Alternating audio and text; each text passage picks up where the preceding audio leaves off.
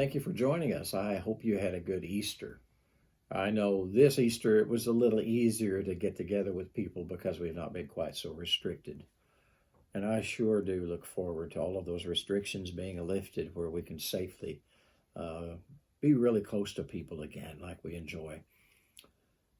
You ever thought about the centurion, what all he saw? This centurion was in charge of a detachment of soldiers that had the responsibility of crucifying people. You think you can get a little bit hardened by that, calloused, just doing their job, and their job is torturing people to death. Pretty hardened individual. But think about what he saw. First of all, he heard Jesus say, "Father, forgive them, they know not what they do," asking God to forgive him for executing him. That must have really kind of baffled him. And then when painkiller was offered to Jesus, Jesus refused the painkiller. You can just see the guy going, "Who is this dude?" He just asked his Father to forgive me, and we offer him something to deaden the pain, and he refuses it. And then he speaks to the guy next to him about 3 hours later and says, "Today you'll be with me in paradise." He's not cursing. He's not crying out. And then what? The darkness. Darkness at noon for 3 hours. And then the earthquake. And then he died when he was ready.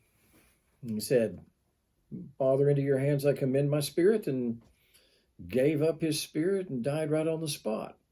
It was time to break the legs of everybody on the cross because the Jews didn't want them to remain on the cross with the Passover coming up. It was a holiday, and so two of them, they had to break the legs, but Jesus was already dead. And I think really the capper was up above Jesus' head, written in 3 different languages, Greek and Hebrew and Latin, which the centurion would have read, the Son of God. And so this pagan centurion made this statement: truly this was the Son of God. Isn't it really interesting that that's all he saw, and that's all it took to convince him?